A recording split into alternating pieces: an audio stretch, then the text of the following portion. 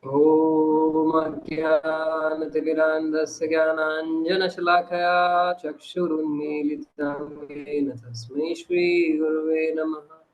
नमो विष्णुपादाय कृष्णप्रेष्ठाय भूतले श्रीमते भक्तिवेदान्तस्वामिनिति नामिने। नमस्ते सरस्वतीदेवे गौरवाणी प्रचारिणे निर्विशेषशून्यवादी पाश्चात्यदेशतारिणे। जय श्री कृष्ण चैतन्य प्रभु नित्यानंद श्री अद्वैत गदाधर श्रीवासादि गौर भक्तवृंद। हरे कृष्ण कृष्ण कृष्ण हरे हरे, हरे Ram Ram Ram Hare Hare. Hare Krishna, welcome to our weekly discussion on Srimad Bhagavatam. We are discussing Narad Vyasa Samvad, Canto 1, Chapter 4 to 6. Today we are going to conclude with our discussion on Chapter number 4. And this is a very, very instructive section of the Bhagavatam, where the author of the Bhagavatam, Srila Vyasadeva, he is actually mentioning or sharing the making of Srimad Bhagavatam. You know, there are videos and there are movies, and then there are short snippets about the making of that movie, making of that video. So here, in this section of the Srimad Bhagavatam, Vyasadeva is letting us know the making of Srimad Bhagavatam. How did this Srimad Bhagavatam come about? How did this masterpiece come about? What inspired it exactly? And Vyasadeva is not shying away from sharing his own struggles, sharing his own shortcomings, and how did he, with the grace of the Guru and Krishna, overcome his shortcomings and struggles. So, which is even more inspiring to see that even great souls have their struggles and shortcomings. Even great souls have their difficult times. But what's glorious is that they take shelter of the right authorities, of the right sources, and then how they emerge victorious from all of these struggles and shortcomings. So this is very, very adorable on part of Vyasadeva to share his own struggles and shortcomings and give us a hope of how we can also overcome our shortcomings and struggles. So let's zoom into the verse for discussion today. In the verses which are describing how Vyasadeva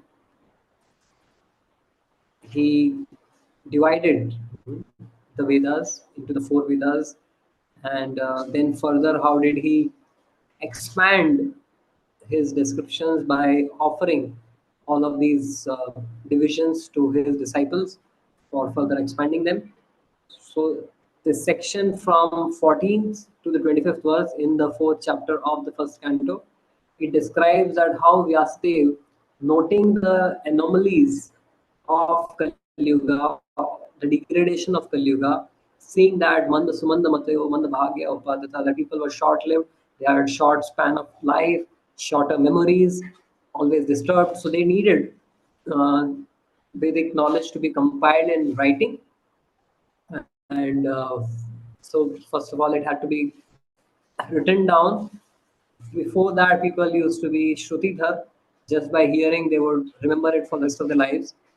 But now he could see that the changing times, people would need these things written down. And then also another need was that they didn't have enough memory space. Their storage was running out. So therefore he divided the one Veda into four and expanded it further into further four divisions, so that people could only get bite-sized information which their storage space, their memory could handle, their brain could handle. So this is the context, and I'll read the verse for you. So he says in the Bhagavatam describes in the verse number 19, Chaturhotram karma shuddham prajanam viksha vaidikam Vyadadhat yajna santatyai vedam ekam chaturvidham. He saw that the sacrifices mentioned in the Vedas were means by which the people's occupations could be purified. And to simplify the process, he divided the one Veda into four in order to expand them among men. So that's how he divided the one Veda into four.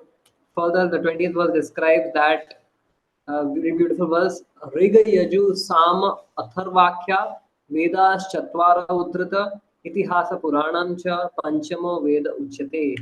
This 20th verse says that the four divisions of the original sources of knowledge, Vedas, were made separately, but the Itihasas and the Puranas, they are called Pancham Veda. They are called the fifth Veda.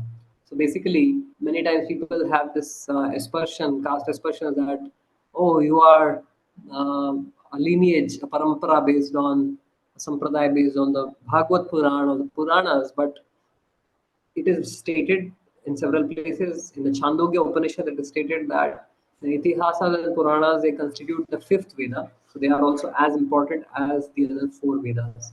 And especially in this age of Kali, it is very difficult to decipher the meaning of the Vedas unless we receive them through the Puranic, explanations. So then he further handed over these divisions to his disciples. After the Vedas were divided into four divisions, Paila Rishi became the professor of Rig Veda, Gemini became the professor of Sama Veda, Vaishampayan became professor of Yajur Veda, and then Sumantu Muni Angira, he became professor of Atharva Veda, and Romaharshana Sutta became the professor of the Puranas and Itihasas. So this is how Vyasadeva so systematically compiled the Vedas and handed it down to his disciples. So what I'm going to do is very interesting. I'm going to give you a breakdown of the entire Vedic scriptures, literatures, the entire scope of Vedic literatures. So I'm going to share the whiteboard. So are you able to see the whiteboard? Yeah, can you give me yeah. Okay. So originally Veda means knowledge. Hmm? So Veda means the sum total of all knowledge. But Vyasadeva, he had to divide it, categorize it so that people could have bite size of information which they could handle. So then it had initially two divisions, Shrutis and Smritis. Okay. Now, within Shrutis and Smritis, so Shrutis basically mean that which are heard. Shruti means heard. Smritis is that which are remembered.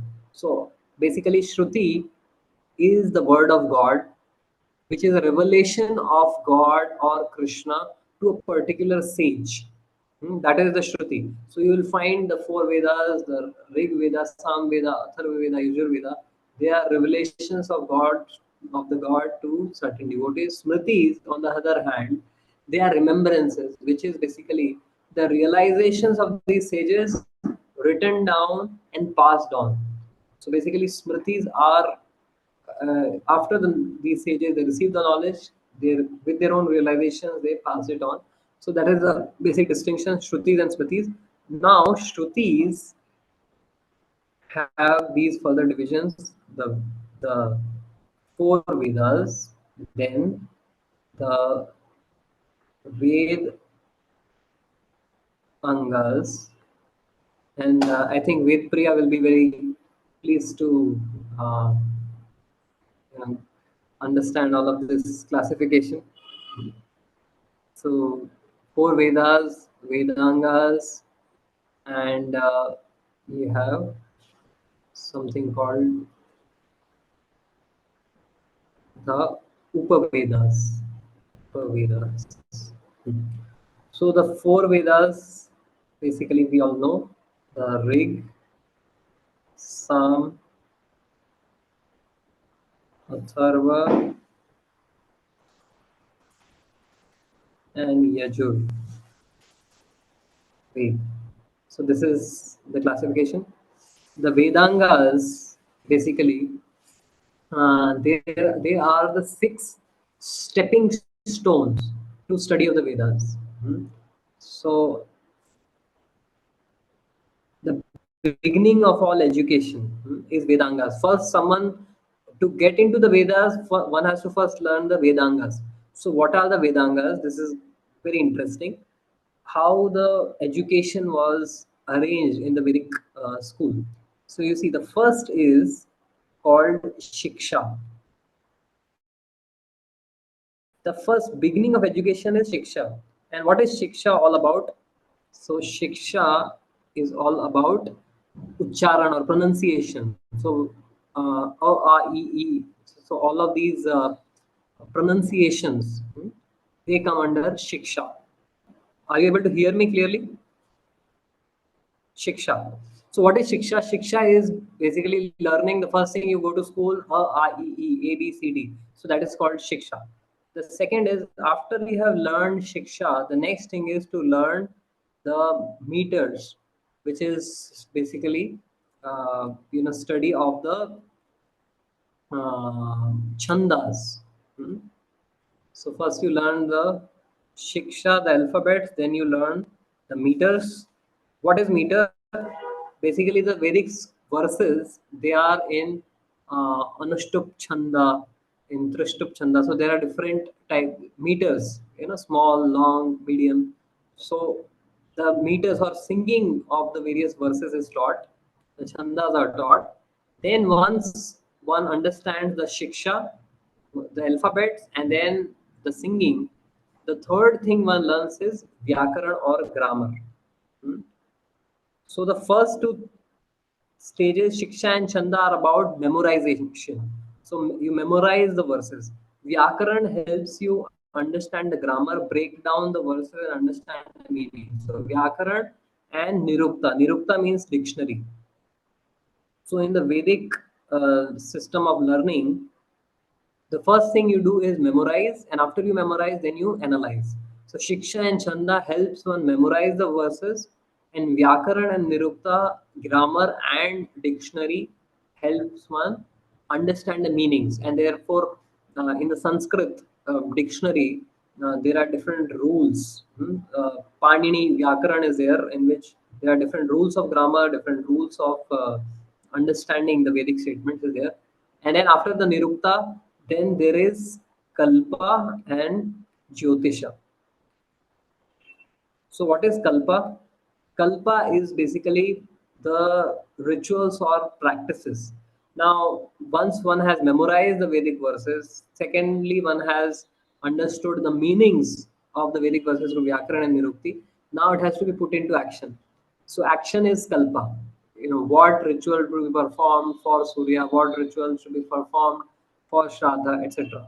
So those rituals, and then Jyotisha helps one understand when to perform, at what muhurta.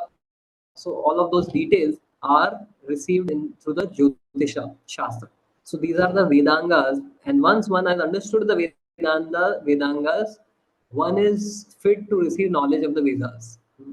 Because you go from the part to the whole. Anga means part and whole is the Veda, right? So you understand the Vedangas, all of these Shiksha, Chanda, Vyakarana, Nirukta, Kalpa, and Jyotisha.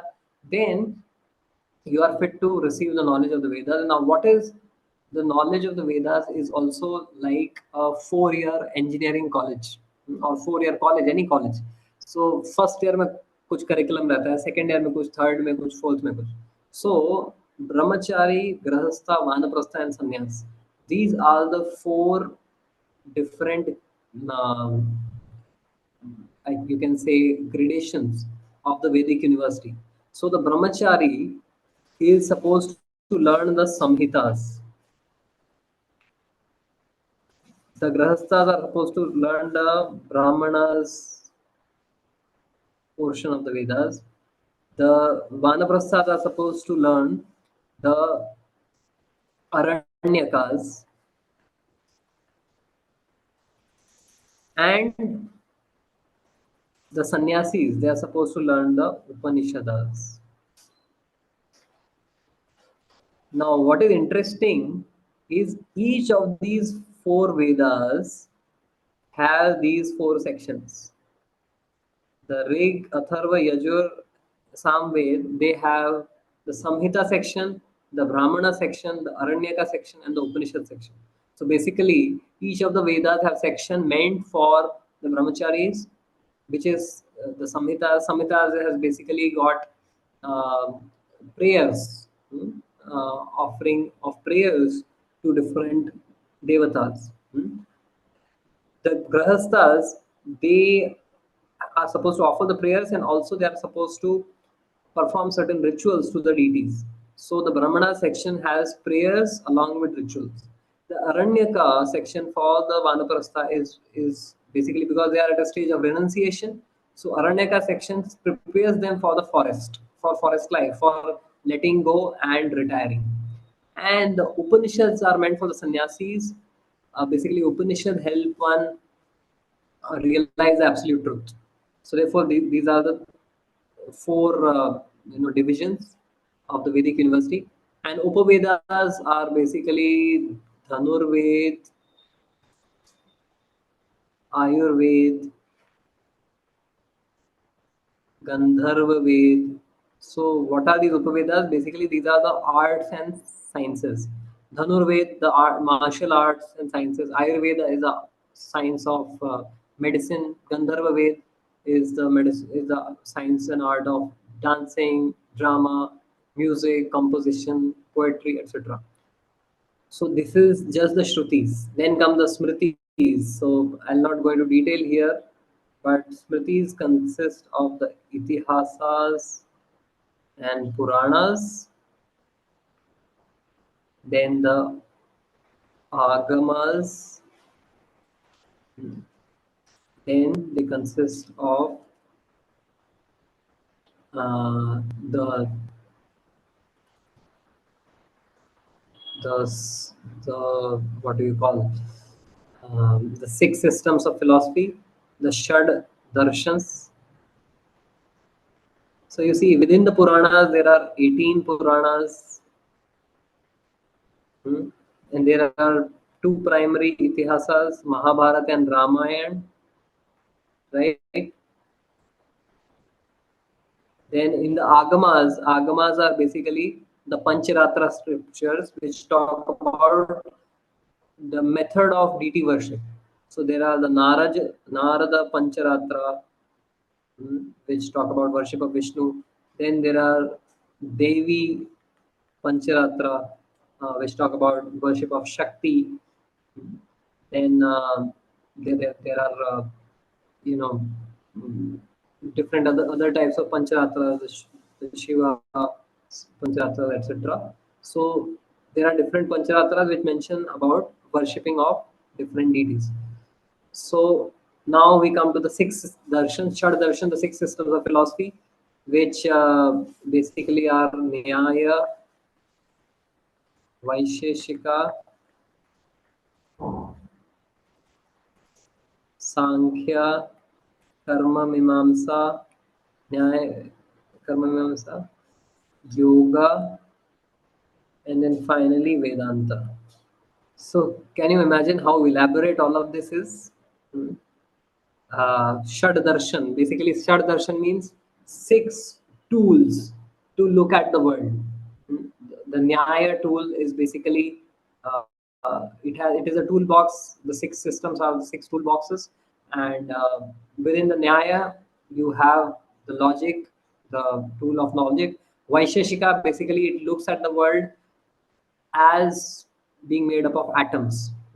So it understands that the universe is constituted of the atom. So the atomic theory is not something new created by Rutherford or Bohr or someone. The Vaisheshika philosophy, uh, thousands of years back, it proclaimed that the world is made up of atoms. The Sankhya philosophy, you have the Mendeleev's periodic table, but in the Vedas, the constituents of the material nature is based on a functional level rather than an elemental level. So the world is supposed to be understood to be made up of earth, water, fire, air, ether, mind, intelligence, and ego.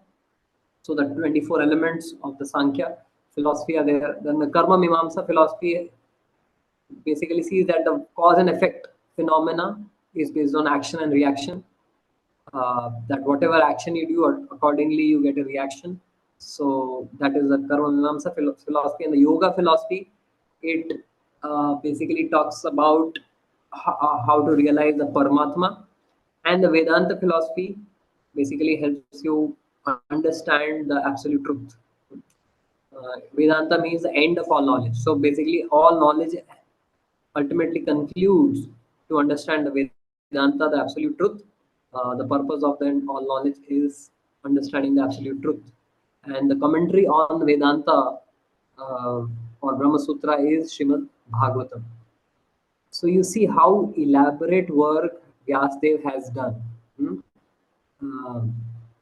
First of all, compiling the Vedas and then dividing them into Shrutis and Smritis. Within the Shrutis, the four Vedas, uh, categorizing the four Vedas, and within each Veda, there are the Samhitas, Brahmanas, Aranyakas, and Upanishads. And then there are the Vedangas, six Vedangas, then there are the four Upavedas. Within the Smritis, there are the Itihasas, Puranas, Agamas, Shad Darshans. Such an elaborate work was done by Srila Vyasdev. Hmm? So can you imagine that how even after doing such elaborate work, what is interesting is Vyasdev here is feeling despondent. He is feeling that he has uh, some work which is not complete. So let me close the whiteboard. Yeah. So what are your thoughts looking at this very vast, expansive division of the Vedas? And mind you, just one of them, uh, if you just go into the Vedangas, the Shiksha, the Vyakaran, the Chandas, all of that, to understand, to learn the Sanskrit grammar or Vyakaran, it takes 12 years of deep study. So to just master Vyakaran, which is part of the Ved Angas, one of the six parts of Vedangas, which Vedangas are part of the one of the parts of the Shrutis.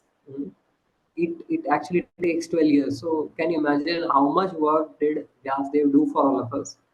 And what is interesting is even after doing all of this, he's feeling incomplete and dissatisfied.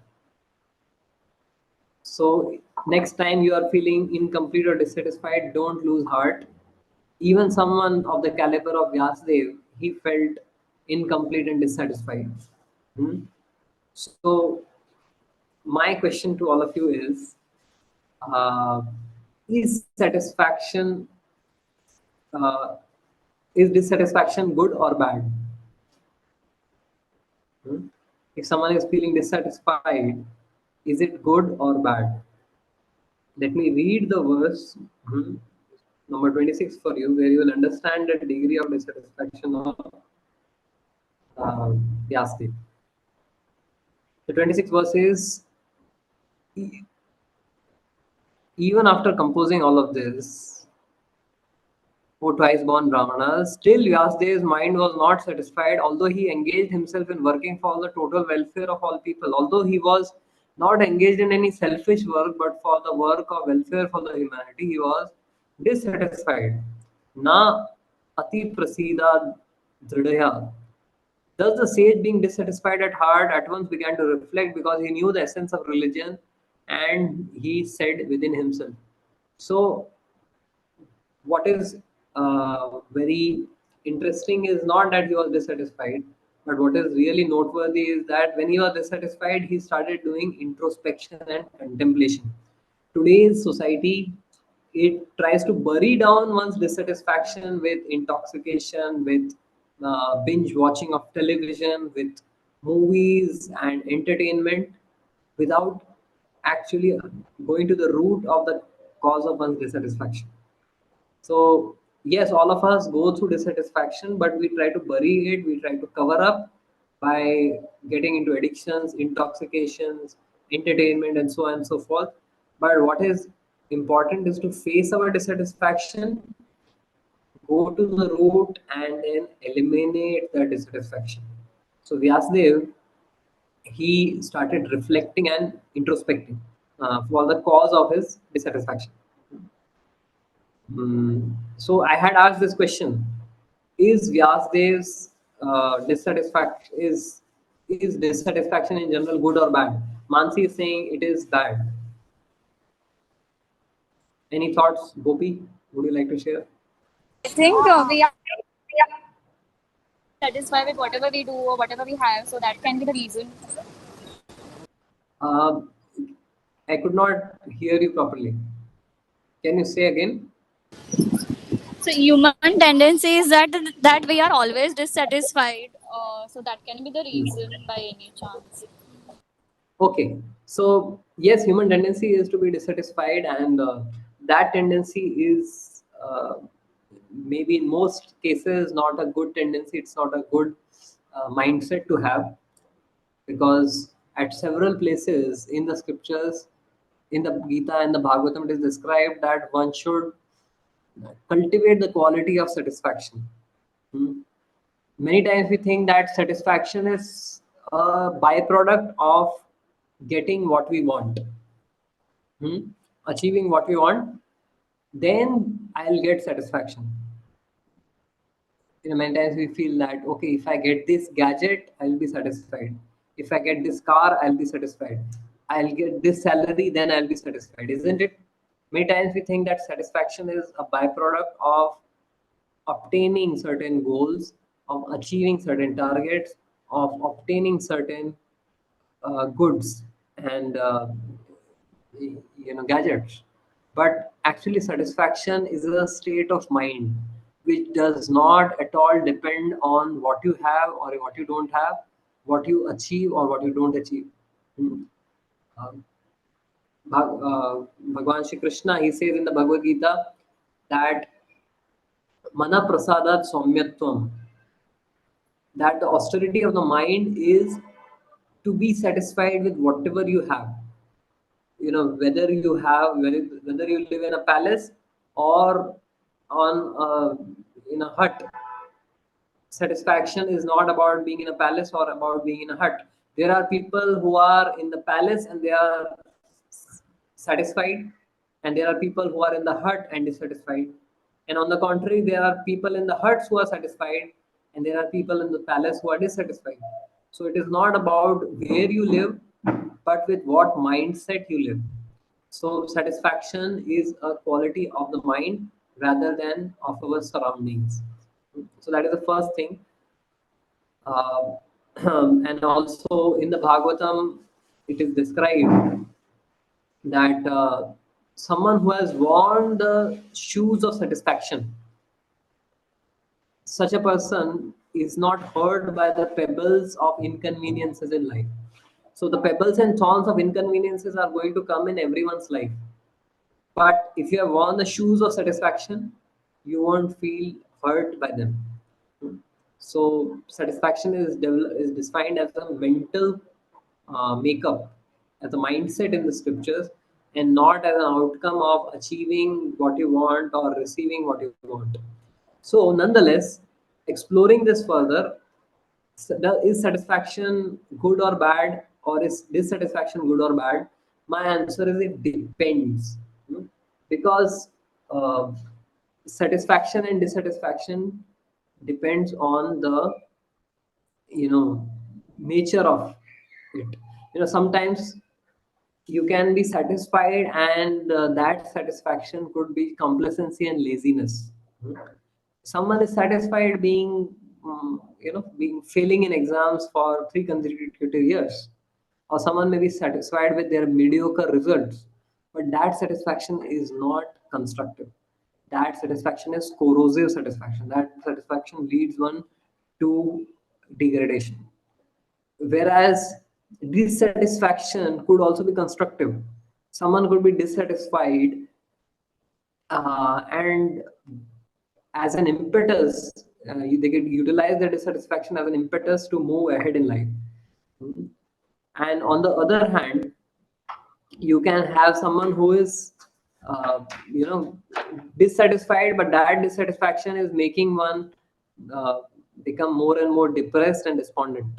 So therefore, it depends on what is the nature of that satisfaction or dissatisfaction.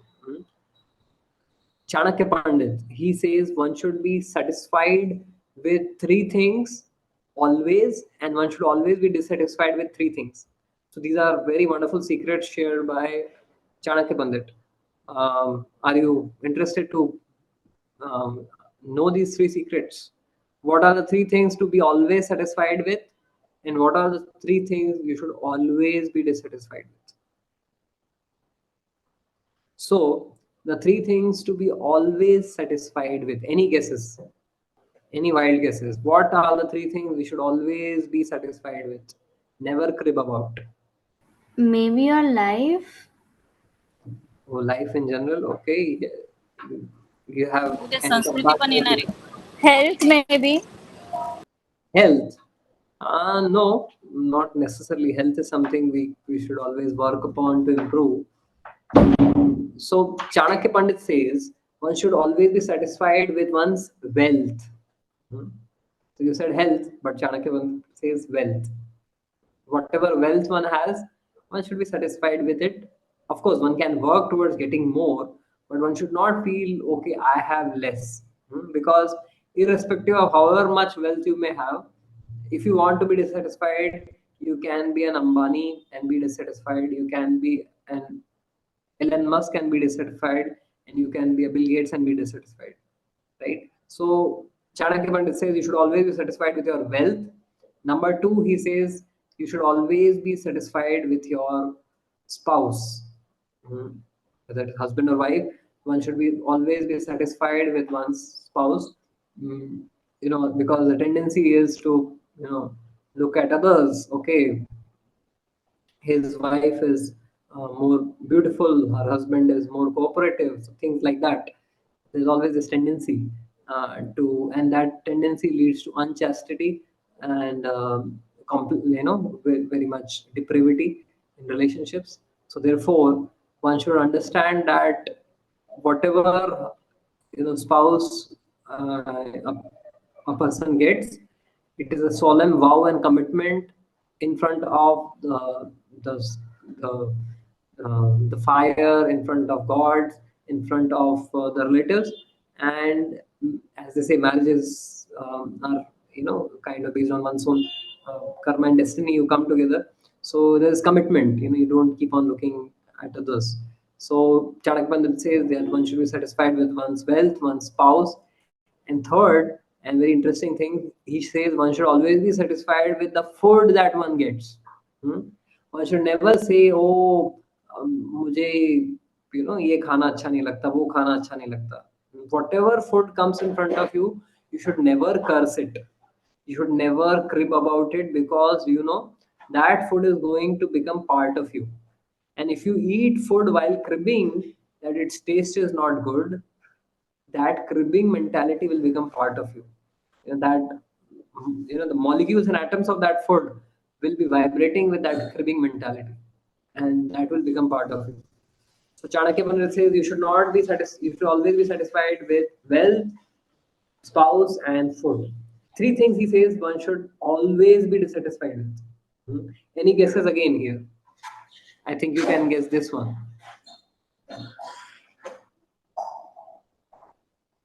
Maybe the knowledge. Wonderful, Mansi. You can be satisfied with your answer on this. That is the first thing he says. One should never be satisfied with. One should always be in pursuit for knowledge, and that's where I think um, Steve Jobs is also crossing the lines with uh, Chanakya Pandit. Steve Jobs says, "Stay hungry, stay foolish." That one should always stay foolish and hungry for more knowledge. So yes, Mansi, you are correct. Anything else? Okay. If there are no more guesses, I will share. The other two things to be always dissatisfied with is one's japa, one's sadhana. One should never be satisfied कि हो गया मेरा 4 माला, 16 माला, whatever it is. one should always feel that I should chant one more. Hmm? I should chant a couple more. So that is the second thing to be dissatisfied with one's sadhana. And third thing he says one should be always dissatisfied is one's charity or one's seva or service to others. One should always feel that I should give more to others. I should serve more. So these are the three things Chanakya Pandit says one should eternally be dissatisfied with, and three things one should always be satisfied with are wealth, spouse, and food. Three things to always be dissatisfied with are one's swadhyaya, study of scriptures, sadhana, japa, and seva, which means charity and service to others. So, isn't it interesting? Hmm? So, Chanakya Pandit is saying that it is not criminal to be dissatisfied, and it is not uh, uh, a sign of courage and worthiness to always be satisfied. If someone is satisfied with their uh, knowledge or complacent about their knowledge, if they are satisfied and complacent about their charity, if they are satisfied and complacent about their sadhana, that satisfaction is counterproductive. So constructive satisfaction is basically stemming from when one actually lives up to one's own potential and compares with oneself and then tries to develop upon that. Yeah, so constructive satisfaction, the reference point for comparison is what I deserve. Hmm? I am getting what I deserve and more than what I deserve. Constructive satisfaction looks at needs and not wants. Constructive satisfaction is born out of Sattvagun, right? And constructive dissatisfaction, the reference point is one's own potential, and it is also born of Sattvagun. So these are certain things, certain ideas or thumb rule by which we can understand whether my satisfaction or dissatisfaction is good or bad. You can be satisfied, and that may be good, and you may be dissatisfied, and that may also be good. In this case, Vyasadeva is dissatisfied, and he is dissatisfied by the quality of his service. And this kind of dissatisfaction is good. This kind of dissatisfaction helps one introspect and reflect upon the quality of service which one has rendered, and helps one improve upon that. Is it clear uh, about the discussion so far? So actually, I wanted to share something more with you about satisfaction and dissatisfaction. I'll again share a whiteboard. I'm not able to share the whiteboard with you, but basically, I wanted to talk about the Maslow's hierarchy of human needs. Mhm. So Maslow says that there are 5 levels of human needs. The first level of need is the physiological needs, the need for food, clothing, and shelter. Mm. So he basically says that if someone doesn't have food, clothing, and shelter, they can't think about higher uh, needs of one's existence. They are basically running pillar to post to make the two ends meet. So someone who is having difficulty in earning their basic needs, they might not be able to think about higher accomplishments of human form of life. Then he says that physiological needs are followed by safety needs. Someone who has got food, clothing, and shelter is looking for more security and say financial security, financial independence, physical security, right? And wanting more health, more resources, more property. So these are basically safety and security needs. After one has achieved one's safety and security needs, the next level of human needs are those of love and belonging. Hmm. So all of us as humans, we have not only humans, all living forms have a need for friendship, belonging, love, right? A sense of family. So that is the next level of human need. And then Once one has satisfied all of these three, one starts looking for esteem, swavalambi, or one starts looking for respect, self-esteem, status, and recognition in the society, freedom in the society. So that's esteem becomes a higher need. So you can see people who are fighting for basic daily bread. They are just completely consumed by this, working for meeting their daily bread. But then someone who has got that, he still doesn't feel satisfied. Someone who doesn't have their daily bread, they feel that, okay, if I get my daily bread, I'll be satisfied. But after getting that daily bread, you ask them, are you satisfied now? No. They say, I need a basic bank balance. I need a basic, monthly income. I need, a better house. So they will need a more advanced safety needs. And someone who has got all of these safety needs, if you ask them, are you satisfied? They'll say, no, I still don't have a good family, or I'm not settled in my family. I need, loving friends. I need, relationships. Okay, does someone who has got these kind of family relationships and friends, does that person feel satisfied in this world? No. After that, people say, I'm not valued enough in my workplace. I'm not, respected enough. I'm not, recognized enough.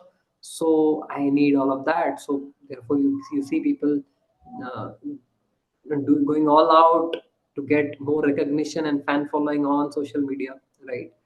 And even after someone has got a lot of fan following, etc., is that person satisfied? No. He says there is a higher level of need, which is called self actualization, which means living up to one's potential. Basically, utilizing one's skills, abilities, and talent for a higher purpose. So, you see, in this world, no one can be satisfied on the material platform. Once you're satisfied at the level of food, clothing, shelter, you will look for higher forms of uh, material needs in terms of safety, security. Once you have got that, you look for relationships. Even if you get good relationship, you are still not satisfied. You're looking for esteem and respect and recognition. And even if you have gotten that, you look for making a contribution, doing something big in this world. So materially speaking, you can never be satisfied. Hmm. And Bhagavatam describes that one should strive for satisfaction at all of these levels. One should strive for fulfillment at all of these levels. But one should know that real satisfaction comes from spiritual connection, not material, collection. Not materially collecting things, but spiritually connecting to the Lord is something which will give us true satisfaction. And Bhagavatam says that if you want to water a tree, if you want to nourish a tree, you go and water the root of the tree. यथा तरोर मूल निषेचनेन तृप्यन्ति तत्स्कंद भुजोपशाखा प्राणोपहारा यथेन्द्रियाणां sarvaranam achyuteja tathaiva sarvaranam achyuteja, which basically says that just as pouring water on the root of a tree energizes the trunk, branches, twigs, and everything else, and just as supplying food to the stomach enlivens the senses and limbs of the body, simply worshipping the Lord automatically satisfies all living entities. So, if you want to be satisfied, we need to worship the Lord and serve the Lord. And that's what Vyasdev finds missing. That he has not, although he has compiled all of these extensive Vedic literatures, he has not satisfied and glorified the Lord exclusively. So, that is his conclusion. So this was a short thesis on satisfaction and dissatisfaction, and is satisfaction good or bad? Is dissatisfaction good or bad? The answer is it depends. It depends on the nature of satisfaction and dissatisfaction. There are three things we should always be satisfied with, three things we should always be dissatisfied with, and materially speaking, we can never be completely satisfied, and real satisfaction can be attained only on the spiritual platform. So these are certain thoughts on this theme. Any questions, comments, reflections? for today's discussion. Haribol Prabhuji, Yes, one second. I have a question. Mhm. So, like you said that there are three things to be satisfied, and there are also three things to be like, as Chanakya Pandit said, to be dissatisfied. But how long should one be dissatisfied if he or she is? Like, Mhm. like what I mean to say that what is the peak point after which that one gets मतलब फिर उसको ऐसे haunt कर नहीं लग Hmm. जाता है depress Okay, thank you, thank you. This is a very important question. Um, Basically, when we talk of dissatisfaction with one's sadhana or knowledge or mm, one's seva or charity, it is not emanating from one's guilt. Mhm. Its source is not guilt. Its source is uh, uh, an aspiration to do more. It is not past facing. It is future facing. It is basically helping and motivating one to do more in future. uh, and it is born out of taste, and it is not born out of guilt. Hmm? So someone who has got taste for the holy name, he keeps the beat back down and he feels that no, I want to chant more. I could have done more. I will be happy if I do more. So their dissatisfaction is born out of joy. Hmm? There's a subtle difference. You can be dissatisfied out of guilt, and you can be dissatisfied out of want, feeling of want, or you could be dissatisfied out of joy. हम्म, जैसे आप रसगुल्ला खाते हो, एक खाते हो, क्या satisfy होते हो, आपको लगता है एक और खा लो, हम्म, एक और खा लो, right? So this dissatisfaction is like eating a rasgulla. Imagine if you had a stomach which could handle infinite rasgullas and without getting satiated, without increasing your weight. So holy name is like that. It can give you happiness and joy. And when you taste that joy, why would you want to stop at it? You would want to continue more and more. So therefore, Krishna says in the Bhagavad Gita, "Satatam kirtayanto mam ye jana parupasate. Tesham nityabhiyuktanam yogakshemam vahamyam." Satatam. Satatam means constantly. My devotees chant my holy names. Hmm. So if you are really relishing something, you would never want it to stop. Just as giving a mundane example, lovers, they never want to, you know, part ways. They always want to, just spend hours together. So similarly, when you love Krishna, you would always be dissatisfied with the amount of time you spend with him. So does that make sense? It is a happy dissatisfaction. still, but like for example I am in GV, let's say an example. So Hmm. in there I sometimes go to flower service and all. Now the situation is that he 3-4 days मैं वहाँ पे रुकी, but then I have to be back in Indore. So I will be Hmm. dissatisfied because there I did render my services and I was happy doing that. But Hmm. when I would be back at my place, I won't be able to do that. So Hmm. that is a type of dissatisfaction. Hmm. True, true, true. Now I get the point more clearly. So there are certain situations and environments where you are really getting that taste, relish, and that spiritual rasa, and you would want that to continue forever, but circumstances and situations in life don't allow that. So yes, Krishna always does that to his devotees. Krishna gives one a free sample and then wants one to work hard for it. That's what he does to even Narad Muni. Narad Muni was given that flash darshan by the Lord, and then the Lord disappeared. As a child, Narad Muni, the 5-year-old child, he was the son of a widow, and his only shelter in this world was his mother. And his mother was bitten by a snake, and she left her body. And then he was on his own.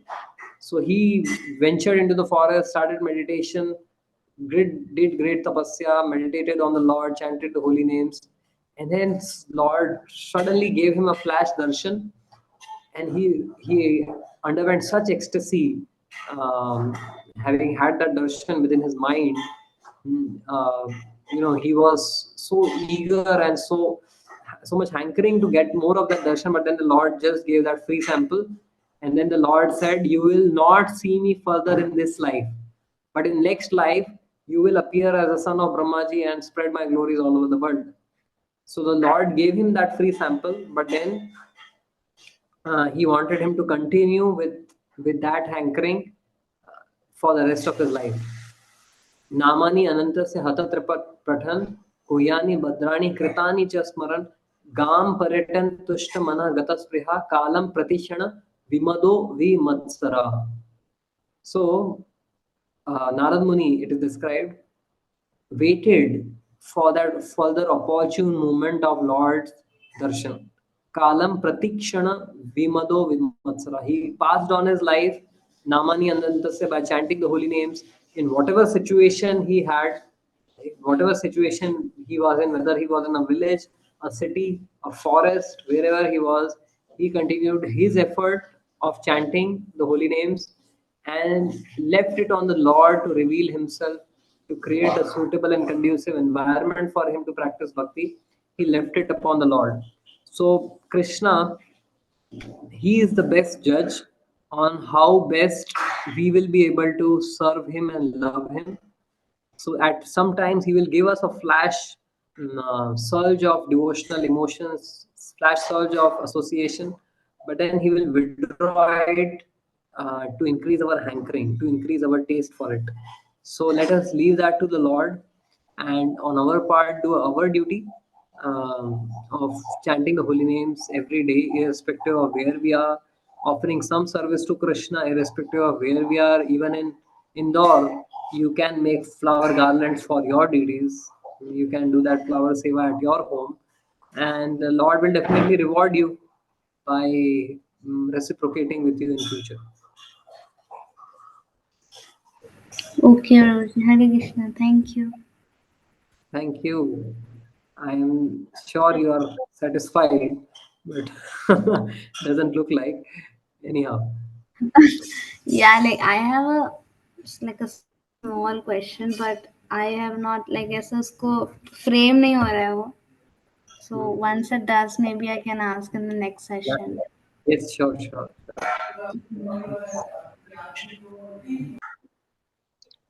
Hare Krishna, Prabhuji. Hare Krishna, Vidya. Hope you are doing better now. Yeah, I'm fine now. Thank you. My question is that as you said that Krishna, he gives us that flash of the taste and joy in the beginning, and then we have to work hard for it. So during this working hard, and do we lose our taste? And if we lose our taste, is that because of our mistakes, or is that also something Krishna takes away and makes us work hard for it? Okay, so now loss of taste is because of several reasons, and some of the reasons which are within our control and some are beyond our control. So we need to worry about those which are within our control. The nature of Krishna Katha, the nature of Krishna Nam is that they are they are full of rasa. And by practice, by sadhana, we gradually cultivate and develop that rasa and relish for them. And if we have experienced that rasa by sadhana, we need to cultivate it further. But due to certain reasons, we could lose that taste. One reason is because of aparads, and second reason is anarthas. So when we act out of our anarthas, when we mm, you know en- engage into sinful activities, then those sinful activities cover up our spiritual progress temporarily, and therefore we are unable to access that taste, although it is there with us. Because Krishna says, Neha Vikramanashosti Pratyavayo na vidyate. Any progress done on the spiritual path can never be lost, but it can be covered up. The treasure is there with you, but you have forgotten the key to it. So, number one is anarthas. Because of acting out based on our lower nature, we could temporarily lose that taste. And secondly, because of aparads, because of Vaishnava aparad, because of dham aparad, nam aparad, etc., we could lose the taste for some time again. So we need to endeavor consciously that we don't act based on anarthas and aparads. And when we do that, we also work on, vigorously working towards developing taste by sadhana, as Srila Rupa Goswami says in the Upadeshamrit, that किंतु आदराद अनुदिनम खलु शैव जुष्टात् स्वाद्वी क्रमाद तद्भवति मूलहंत्री. That this holy name is like sweet sugarcane juice, but because of our jaundice of ignorance, we are unable to relish that taste in the holy names. But what is the solution? Kintu adarad anudinam. Every day, anudinam, adarad, with respect, one continues to chant the holy names. And when one does that, automatically, yat shrinatam apeti arati vitrishna. When one continuously hears the holy name, when one continuously hears the Krishna Katha, atrishna, or lack of taste in the spiritual activities goes away. Arati goes away. So this lack of taste will go away, and gradually we will inculcate and develop the taste for spiritual activities. So we work on what is there within our control, and then leave it to Krishna on how exactly he wants to unveil the realizations upon us. Make sense?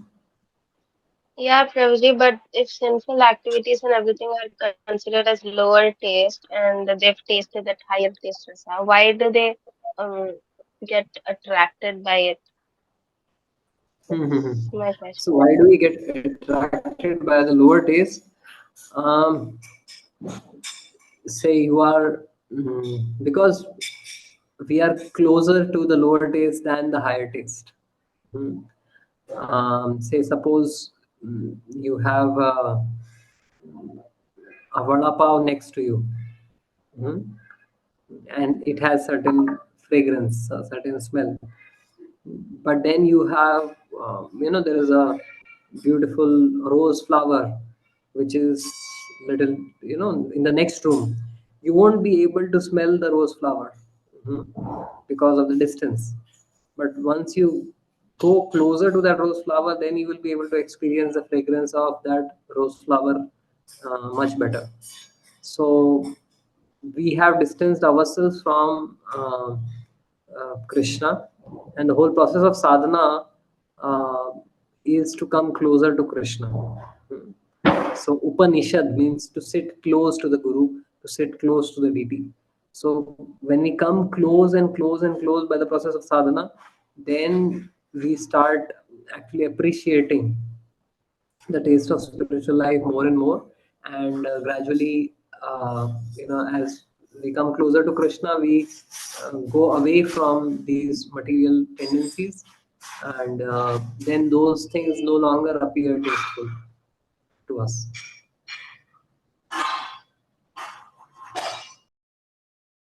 Thank you, Prabhuji. I understood. No. Dandat pranam. Thank you all for joining, and we'll continue with our discussion from the fifth chapter in the next week, the coming week, Friday. We'll continue our discussions from the fifth chapter, and let's see what Narad Muni has to tell to Vyasadeva, and how does he find out the root cause of Vyasadev's dissatisfaction. So thanks all of you for joining. Really grateful for your time. Hare Krishna. Grantha Srimad Bhagavatam ki jai, Srila Prabhupada ki jai.